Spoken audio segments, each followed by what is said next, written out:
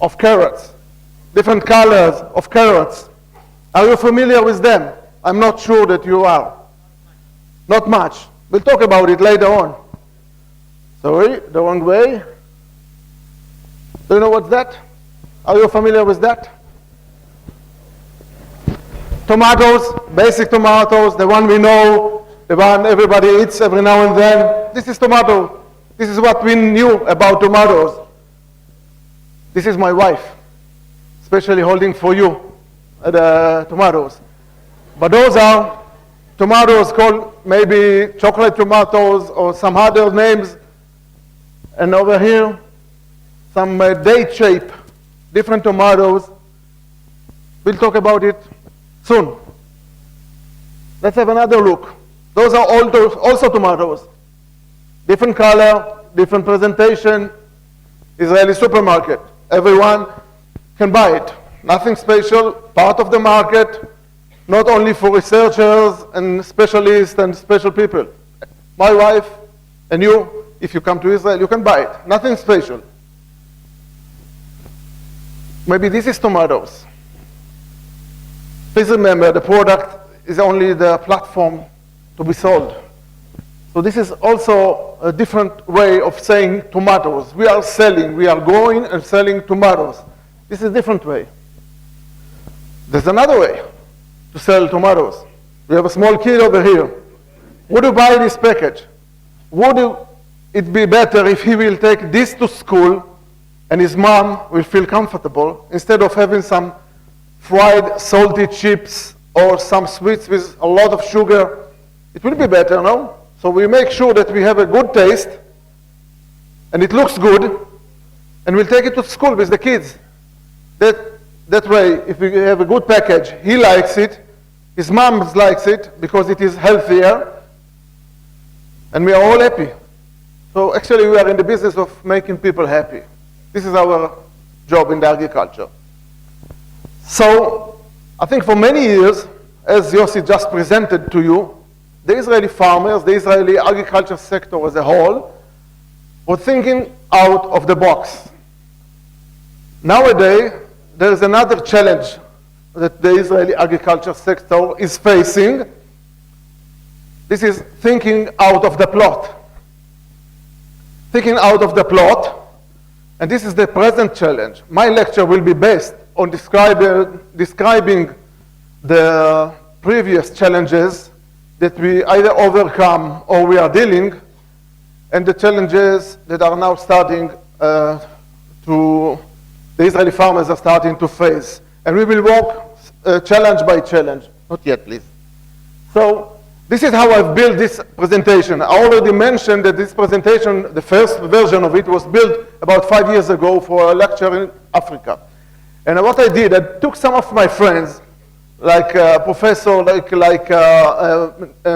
agriculture magazine newspapers, business consultants that are specializing in the agriculture, and I did go with this question, with this African question: what has worked for us?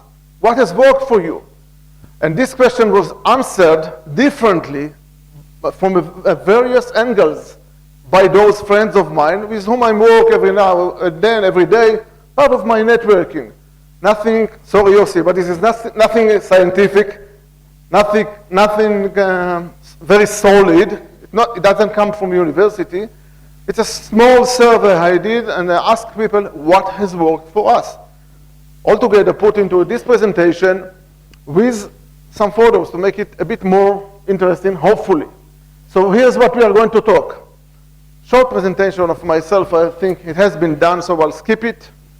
I will talk about Israel a little bit, because it has come into my mind that many times when I speak to others, I'm starting to talk about Israel, the gaps between the perception and reality is huge. So I will talk about it. I think the perception is, the gaps is so big because we make a lot of noise. We Israelis make a lot of noise out of newspaper, out of media, and therefore I'll try to narrow the gap, let you know a little bit about Israel, and then I will talk about the innovation, entrepreneurship, and the most important part of it, how to implement. How come it is not only on the field. As you saw in Yossi's photos, it always goes to the fields, not only on the labs. It always connected to the field, always go to the farmer. And this story, we'll have, this chapter, we will talk about few challenges. How did the government dealt with it? How did the water problem has been solved? What about marketing? Few words of marketing, few words of R&D and collaboration with agriculture. What are we doing today? How do we see the tomorrow? And a little bit of what is in it for India. Every one of you can take part of it and relate more to it, part of my lecture, and you can think of it more, of every part. I will try to summarize and say some words about India and what I think, nothing scientific, what I think India can collaborate with Israel about it. If we have some time, we will talk about Israeli-Indian relationship on the second half of the lecture.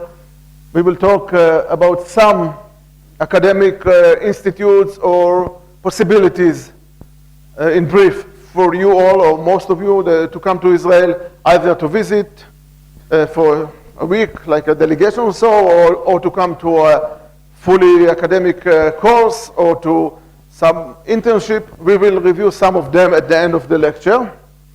And of course, questions are always welcome, comments, whatever I can help. Please use me because tomorrow I'm leaving Sangli. So whatever you think I can help, I'm here for that. Okay? So let's skip this ag equality, you're already known about it. Let's start with the introduction of Israel to you. Any idea? Can someone give me numbers about how many people live in Israel? How much? How many? 3 million? No. 2 million. It's too small? 8 million, yes, someone knows it. But many times, when maybe many of you have thought that we are talking about tens of millions, different numbers. The figures I'm getting most of the time are bigger. We are talking about 8.5 million as of today. 8.5 million, this is less than Mumbai.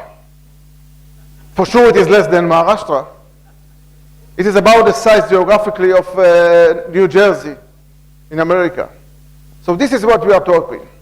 All the uniqueness, the entrepreneurship coming out of 8 million, small 8 million people.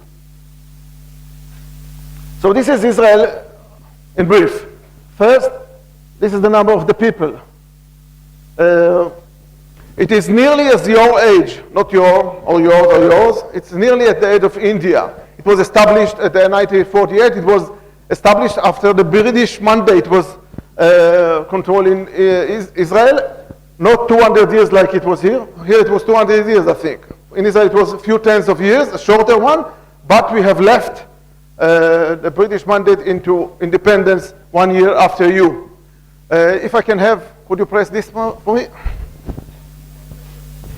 Your help, please. This map, please. So this is one less, one back. So take it, okay. Try it again, please.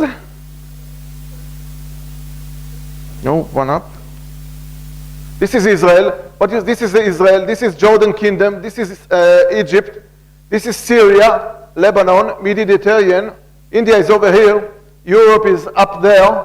This is where Israel is located. Please take me back with the arrow.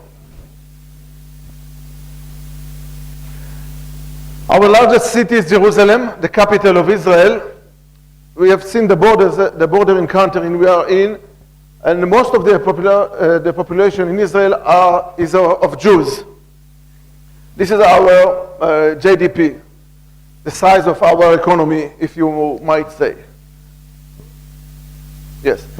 This one I wanted to show you just how small is Israel geographically, not in number of people only.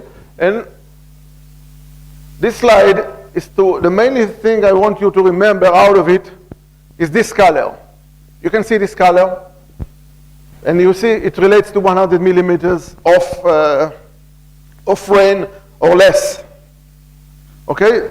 So if this is Israel, you can see that about half of it, 2/3 of it, will be on the border of desert or lower, or severe conditions.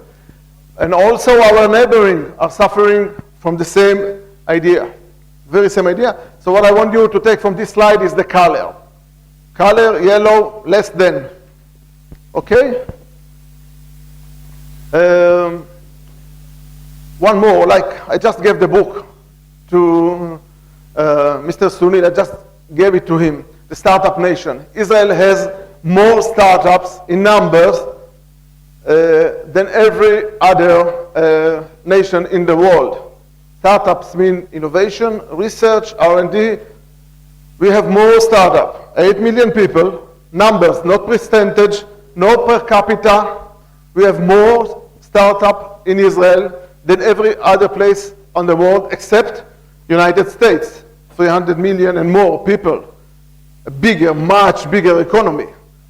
Okay, so I think this is a number that you should bear in mind, and this is a number that will explain some of the innovation you see in the agriculture. Some of those startups, or most of them, will be high-tech industry, IT industries, but many of them will be of agriculture work.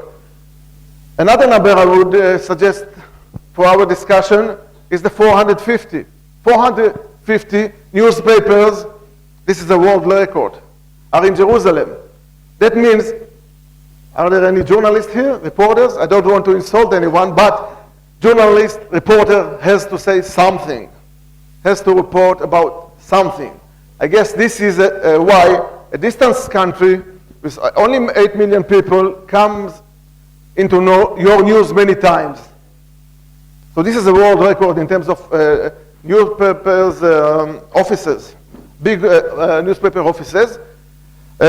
Last number about Israel, closing the gap, you remember? I'm closing the gap between the common knowledge and Israel. The last number is this. Most of our economy relates to income, to import and export. Our market is very small, as you know, 8 million people, less than Mumbai.